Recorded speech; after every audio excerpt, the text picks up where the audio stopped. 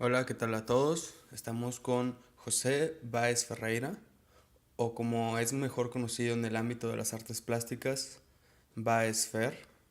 Vamos a tener un diálogo sobre qué es el arte como concepto y también la belleza. ¿Qué tal, José? ¿Cómo estás? Muy bien, gracias. Estamos viendo aquí en tu galería de arte expuesta en el Cabañas, inventario del dibujo. Y quisiéramos entrar en los temas en qué es arte, quién puede hacer arte, cómo considerar el arte como bueno o malo, o al artista como tal, o también cómo se interpreta el arte. Para ti, ¿qué es el arte? El arte es, para mí, viene siendo como la manifestación o la expresión de la naturaleza a través de una superficie física determinada, ya sea papel, tela o madera. Tú sabes que uno como artista elige superficies y materiales para poder comunicar las ideas, los conceptos que solamente existen en la mente. Ahora, Y podemos transformar esa realidad, podemos alterar esa realidad, podemos deformar esa realidad, ¿sí? Ya sea de manera arbitraria o caprichosa, porque el arte no está sujeto a convencionalismo, podríamos decir, porque pues lo que para ti o para mí puede ser arte, para otra persona no tiene esa capacidad de abstracción. ¿Por qué? Porque quizás necesita elementos técnicos, necesita una cultura más específica. No hablo de tener una cultura amplia, sino específica en cuanto a los elementos, ¿sí? Cognitivos, intelectuales, neuromusculares, ¿sí? Que se necesitan para producir una obra de arte determinada. con eso que estás comentando, ¿tú consideras que cualquier persona puede hacer arte o puede ser artista? Si es que hay alguna diferencia. Sí, existe una diferencia. Por ejemplo, para una persona hacer arte necesita por lo menos tener la disposición. Yo no hablo de talento, sino de la disposición. Y la disposición lo va a llevar a la disciplina. Y esa disciplina él tiene que considerar ser constante y persistente, porque si no está dispuesto a pagar el precio, ¿cómo va a poder hacer arte? Ni mucho menos artista. Hablo en ese término para que tenga una idea. Por ejemplo, la gente habla de que pues, naciste con el talento y la habilidad. Sí, es cierto. Pero hay gente que no nacieron ni con el talento ni con la habilidad, pero tienen la disposición o han querido o quieren ser artista, ¿verdad? O producir arte y están dispuestos a pagar el precio de la disciplina. Entonces entran a una academia o pagan a un profesor particular y esa persona comienza a entrar al mundo del arte y ahí se va dando cuenta más o menos de qué se trata, y si no tenía talento ni habilidades, pues el hecho de estar en contacto con los elementos del arte, o en este caso el dibujo, el color, la forma, la composición, ¿sí? Comienza a capacitarse y a entrenarse. Para ti, ¿cuáles son los principales elementos que tú alcanzas a distinguir entre una obra de arte y simplemente una expresión artística? Hay una diferencia, y aquí la única diferencia es que una obra, para llegar o rayar, como tú y yo conocemos en el mundo de la cultura, se habla de una obra de arte, ¿verdad? Y se ha hecho prácticamente una diferencia de lo que es un arte decorativo y una obra de arte, ¿sí? Una obra de arte necesariamente no necesita ser bella, ¿sí? Porque la belleza es muy relativa, ¿sí?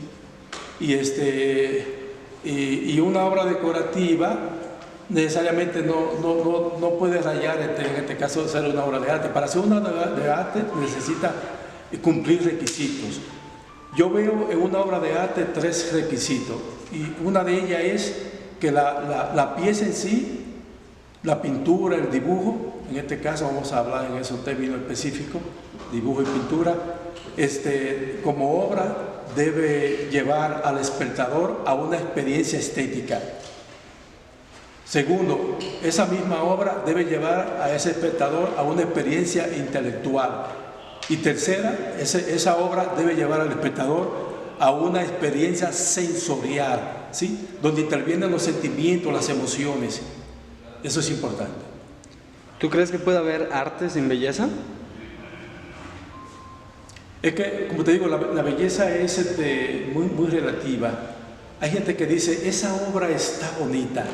Y el adjetivo o el apelativo, la muletilla de bonito, no dice mucho en arte.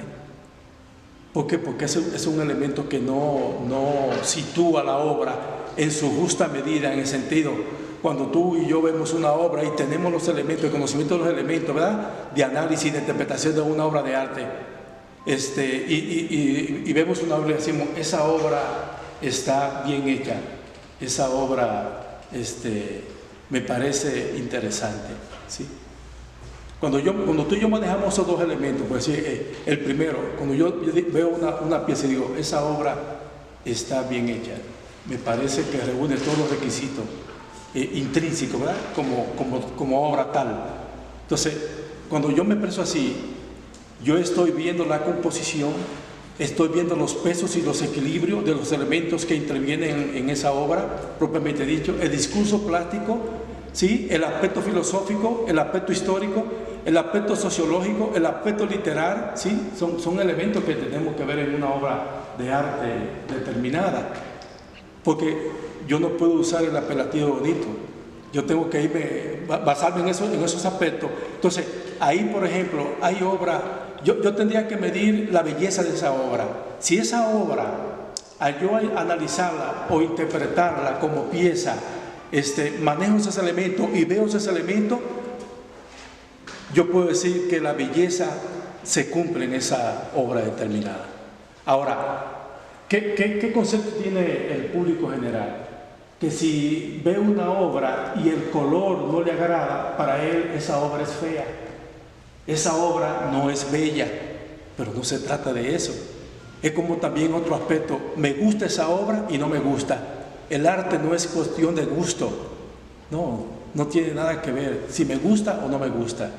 Aquí el asunto es determinar si la obra, si esa pieza, ¿sí?, reúne los requisitos, ¿sí?, académicos, ya que raya la modernidad o el clasicismo, ¿tú me entiendes?, reúne esos elementos. Eso es importante.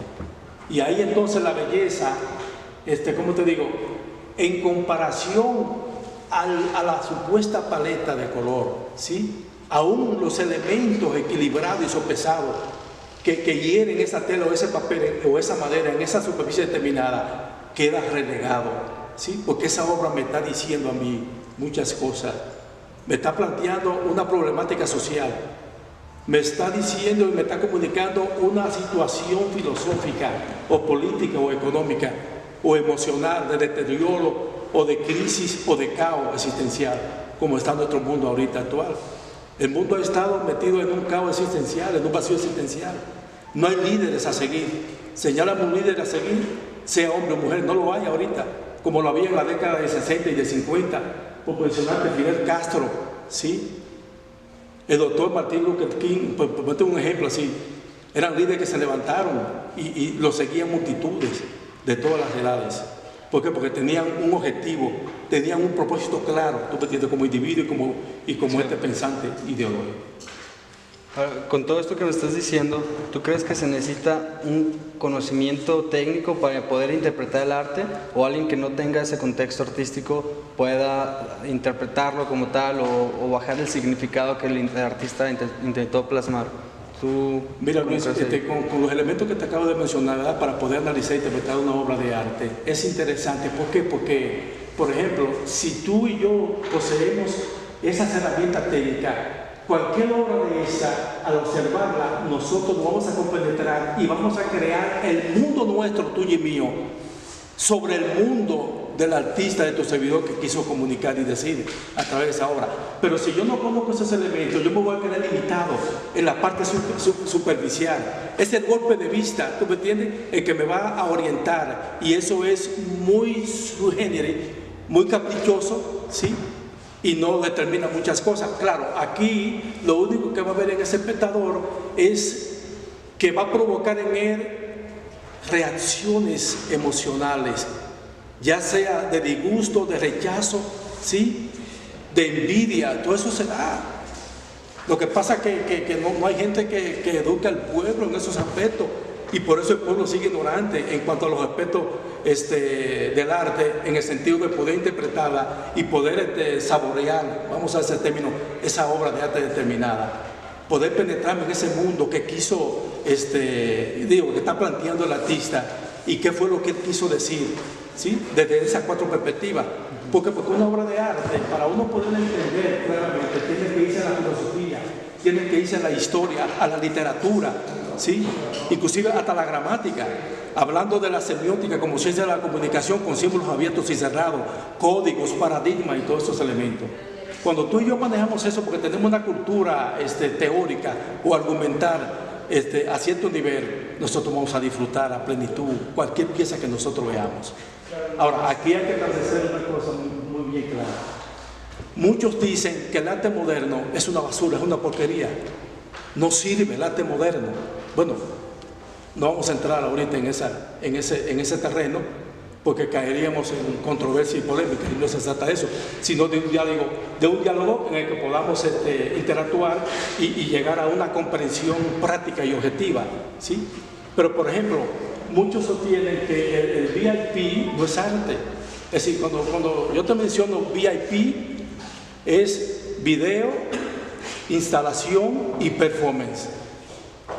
Y cuando ellos presentan sus argumentos, oye, tú y yo nos quedamos, tienes razón, pero tú y yo, ¿qué podíamos siempre vamos a estar constantemente buscando, investigando, ¿sí? ¿Por qué? Porque la misma esencia biológica tuya y mía nos lleva en el medio en el que vivimos, ¿sí?, llámese realidad social o política o religiosa o económica, ¿sí?, están constantemente en la búsqueda, y en esa búsqueda tratando de encontrar algo novedoso, ¿sí?, o tratando de decir o comunicar algo. El hombre y la mujer siempre han tenido esa necesidad de decir algo o de comunicar algo. No hay un hombre y una mujer, no ha existido un hombre y una mujer que no esté envuelto en esa realidad, que quiera hablar o decir algo, o por lo menos ser escuchado. Y entonces el arte es una necesidad. Yo veo, así defino yo el arte, como una necesidad inherente, ¿me entiendes?, de un hombre y una mujer, en la que a través de su capacidad sensorial y perceptiva y neuromuscular, cuando uso el término neuromuscular, estoy hablando de la capacidad que tenemos de manera coordinada, ¿sí?, que no la posee un loco, porque un loco no puede producir una obra de arte. ¿Por qué? Porque tiene problemas de coordinación en su cerebro. El cerebro le da una orden, pero la mano hace otra cosa, no puede, ¿sí?, rayando la locura, hablando de locura, ¿sí? Claro. Cuando uno habla de depresión profunda, ¿no? Entonces, no puede. ¿Por qué? Porque necesita esa coordinación. El golpe de vista sobre la superficie determinada, sea papel, madera o tela o metal, poder comenzar a herir esa superficie con lo que tú quieras, carboncillo, el pincel directamente con el color, el lápiz, lo que tú quieras, o gis. Un loco no te puede hacer eso. Entonces, yo parto de ahí. Para poder ser arte, tenemos que tener esa capacidad neuromuscular en el orden adecuado y debido. Ahora, maestro, ahorita que estamos en su galería, ¿podría ser tan amables de indicarnos algún cuadro, alguna obra que tenga un sentido especial por usted y explicarnos qué quiso plasmar en esta obra? Por ejemplo, y comento esto porque quiero decirle que una obra de arte, el título guía mucho para poderla entender y comprender. Es un parteaguas, es como abrir el camino. Esta pieza, por ejemplo, fragmentación. Yo pregunto, ¿qué idea tienen ustedes de lo que significa en la realidad fragmentación? Un mundo dividido. un mundo roto, un mundo deteriorado. Hablamos de la contaminación, les digo, del calentamiento global, hablamos de biodiversidad, hablamos de medio ambiente y así pues. Yo tengo años trabajando en esa problemática, lo que es pollution, contaminación ambiental, biodiversidad, elementos bióticos y abióticos, ¿sí?, que están relacionados con la biología. Por eso la pintura mía es orgánica. Si ven, la obra de su servidor es orgánica. Hay entes vivos, ¿sí? Es como una especie como de macrocélula, si pudiéramos hablar en ese término, ampliada a lo máximo, ¿sí? Y estructurada con color, con línea, con dirección, sentido, porque uno de los aspectos importantes que pierden muchos pintores abstractos es el sentido de la dirección y el sentido, ¿sí?, o el ritmo. No se trata de manchar la tela o la superficie determinada, no. Esas manchas tienen que tener un orden intelectual, tienen que tener una dirección, un sentido. Por eso hay una gran diferencia entre una obra abstracta y otra. El que maneja esos elementos que le estoy compartiendo, ese se va a imponer y vamos a ver en su obra la calidad como tal. Al que no maneja esos elementos, sino que de manera arbitraria, ¿sí?, y de manera espontánea, pues comienza a estructurar su trabajo, pero no tiene esa concepción del sentido, del ritmo y la dirección. Y si nos vamos más allá, no tiene la idea de los pesos de los elementos, ¿sí?, que usa. Si usa el punto, la línea, el plano, ¿sí?, los contrapuntos. Y cuando nos vamos al color, mucho menos. Si no tiene un concepto claro de lo que significa la filosofía del color y la psicología del color, también. Ahora, esta obra, Fragmentación, por ejemplo, vemos esta obra y nos damos cuenta del título y tenemos ya un marco referencial. Dice, el maestro me está hablando de fragmentación. Fragmentación es algo que está roto, ¿sí?, que está descontinuo. Hay una destrucción en base a una construcción, ¿sí? Entonces, aquí, por ejemplo, esos elementos en el espacio están dispersos, pero dentro del caos hay un orden compositivo cuando vemos en la composición total. Por ejemplo, este elemento está dentro de la obra total, está en un punto central y su forma es circular, ¿sí? El círculo en sí mismo indica movilidad, dinamismo, movimiento. El cuadrado es todo lo contrario, ¿sí? El cuadrado circunscribe al hombre y a la mujer en el espacio, tú me entiendes, terrestre, y no le permite movilidad. Por eso dice la gente, oye, tu mente está cuadrada.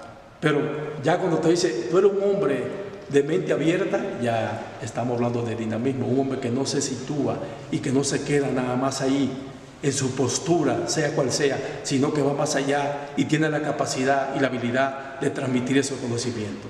Entonces, esta obra, Fragmentación, dentro del caos que yo planteo, hay un orden, ¿sí? Porque, por ejemplo, este elemento está en el centro de la obra y matemáticamente rompe un poco así, porque está un poco más a la izquierda que a la derecha, ¿sí?, la sección áurea, que es donde el artista coloca el elemento principal que quiere llamar la atención al espectador. Pero, por ejemplo, esta obra tú la ves sopesada, ¿sí? Cada elemento está en su lugar apropiado.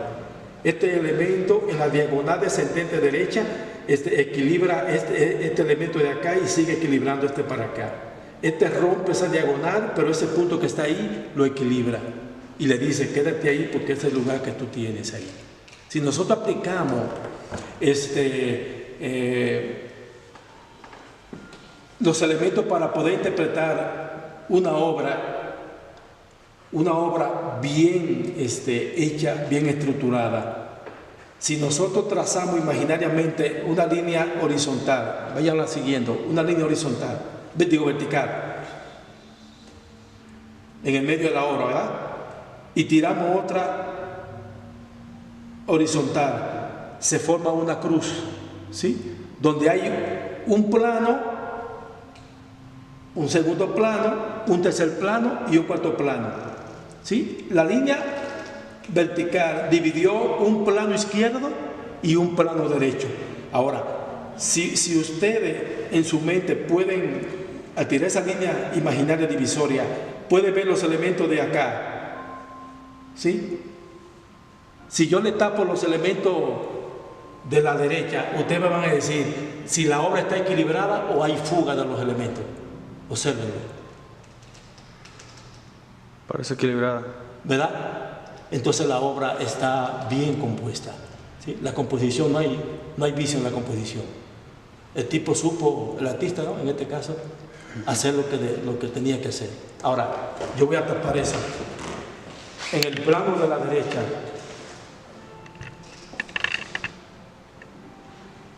necesitaría ese plano de la derecha, los elementos del izquierdo para poder existir como tal, con los elementos de equilibrio, la paleta de color sopesada, no hay sobresalto.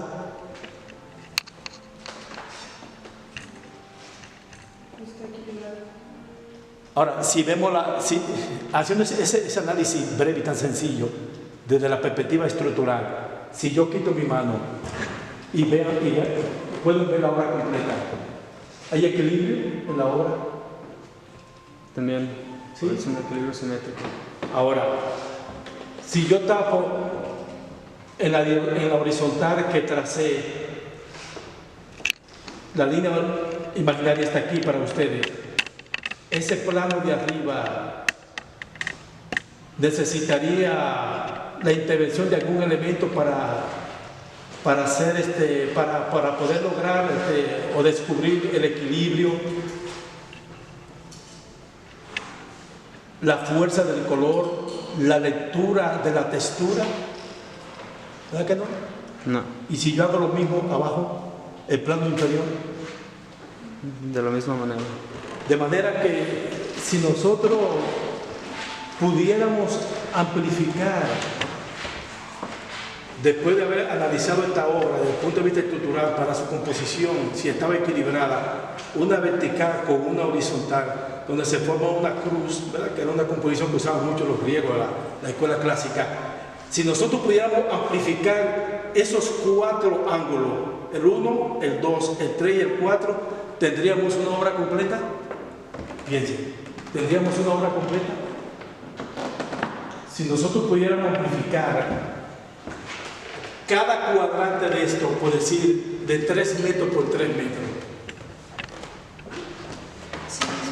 ¿pudiéramos percibir una obra completa? En el estilo abstracto, no figurativo, ¿sí? En el estilo abstracto. ¿Por qué? Porque la obra de Susemido, estos son elementos que para cualquier espectador, y eso es lo importante lo que te decía, una obra de arte, sea pintura o dibujo, en esas dos disciplinas, como te específicamente hablando, sin meterme en otra expresión, llámese grabado o lo que tú quieras. Por ejemplo, este elemento es un elemento caprichoso. Cada espectador que ve esta obra tiene una lectura distinta y diferente. ¿Por qué? Porque él la está viendo, sea hombre o mujer, desde su capacidad abstracta. Es decir, la capacidad de abstracción. ¿Qué significa abstracción? Es la capacidad que tiene un hombre y una mujer de decodificar la realidad, en este caso de esta obra artística, ¿sí?, en todos sus elementos. Puede haber una reacción de desagrado en ese hombre y esa mujer. Puede haber una reacción de enojo, ¿sí? ¿Por qué? Porque cuando entra en contacto el espectador con la obra, ahí afloran la capacidad sensorial. Es decir, están los sentidos Y los sentidos se manifiestan a través del sentimiento, las emociones. Entonces, una obra, como decíamos hace un momento atrás, una obra le puede decir mucho a un espectador o no decirle mucho, o dejarlo en un punto medio, ¿no? Donde él, como no tiene un elemento que señalábamos ahorita, técnico, para poder analizar y apreciar de esa determinada obra, artísticamente hablando, se queda nulo. Pero si nosotros le damos los elementos técnicos, ese hombre y esa mujer entran a un mundo que podríamos decir el mundo del conocimiento. Ya pasaron del mundo de la ignorancia y ahora entran al mundo del conocimiento. Y cuando nosotros le damos eso y lo situamos para que él, con la capacidad que tenga, tú me entiendes, ese hombre y esa mujer puedan penetrar y entrar a ese mundo, en este caso de esta obra, eso va a ser maravilloso. Pero tenemos que enseñar. Si no le enseñamos, ¿para qué le exigimos? Picasso decía, ¿cómo me piden a mí que pinte obras bonitas cuando vivimos en un mundo que es una mierda? Perdón, el término es una basura. Tenía razón. Él mismo llegó a decir, Picasso llegó a decir varias cosas, ¿no? Y una de ellas fue que el arte es una mentira. Y otra cosa que dijo Picasso fue, el arte abstracto no existe. Pero aquí el asunto es cuestionarse en qué momento lo dijo y qué lo movió a decir eso. ¿Por qué? Porque la pintura de Picasso es abstracta. Es abstracta. ¿Por qué? Porque tenemos una idea de que lo abstracto no admite nada que sea conocido o concreto. ¿Estamos de acuerdo? Sí. ¿No es cierto? ¿Por qué? Porque dentro del abstraccionismo hay varias corrientes y estilos y maneras de expresión. Por ejemplo, existe la pintura abstracta post-pictórica, la pintura abstracta expresionista, la pintura abstracta figurativa, la pintura abstracta realista. ¿Por qué sostenemos argumentos que no, hablando gramáticamente, no tienen propiedad? Porque caemos en la contradicción, y yo siempre he dicho que cuando tú y yo caemos en la contradicción o vivimos en una actitud contradictoria, no estamos exentos a vivir de manera ambigua, ¿no? Caer en la ambigüedad. Entonces hay que tener mucho cuidado con lo que nosotros, con nuestra expresión y lo que nosotros sustentamos o argumentamos. Para concluir, entre todas las obras, ¿por qué Fragmentación es su favorita? ¿O la que escogió para...? Sí, la que escogí. ¿Por qué? Porque, como te dije, yo he venido trabajando sobre la situación del medio ambiente. Que si no creamos conciencia, si no adoptamos una conducta responsable, no podemos echarle la culpa a Dios, ni al diablo, ni al enemigo. ¿Por qué? Porque nosotros tenemos que reconocer nuestra participación, ¿sí? ¿Entiendes? Nuestra responsabilidad como individuos que compartimos un espacio determinado, geográficamente hablando, en una sociedad determinada. Es decir, si yo no soy capaz de poder aportar y de poder ser un agente de cambio y de solución, entonces ¿de qué se trata? Yo no puedo echarle la culpa a otros. Yo tengo que ver a mí mismo, ¿sí? Como ente biológico y pensante, ¿qué es lo que estoy haciendo en esa dimensión? Entonces, mi obra es el planteamiento, tú me entiendes, para crear conciencia en la sociedad de que debemos ser responsables con los recursos, tú me entiendes, que tenemos. Porque hay recursos que son irrenovables, hay otros que son renovables. Los que son renovables, oye, no tenemos el apoyo, tú me entiendes, de infraestructura ni de los organismos que están en el poder para poder orientarnos y darnos los medios necesarios para poder crear una sustentabilidad. En este caso, en el caso de tu servidor, te planteo a través de mi obra esa realidad, el deterioro del medio ambiente, el deterioro de nosotros como individuos, porque eso es importante. El protagonista del universo, o nos vamos a un plano más real. Tú y yo somos protagonistas de esta sociedad y tenemos responsabilidad con nosotros mismos para poder tener una responsabilidad compartida, recíproca con lo que nos rodea, ¿sí? Y crear conciencia. Pero yo debo crear conciencia primero yo. Yo no puedo crear una conciencia en la vida de esa persona, en este caso, este distinguido señor. ¿Por qué? Porque si yo no estoy viviendo lo que yo quiero que él viva, entonces soy un hipócrita y un mentiroso. ¿Sí me explico? Yo tengo que tomar conciencia primeramente yo. Entonces, cuando yo tome conciencia de manera responsable, comprometida, yo estoy en la capacidad moral, ¿me entiendes?, para poder contagiar a otro, no imponerle, contagiarlo, ¿me entiendes? Excelente, maestro Báez. Muchísimas gracias por compartir su opinión y todo este conocimiento con nosotros. Gracias a ustedes, y tú sabes que siempre estamos para servirles. Cualquier cosa ya saben. Gracias.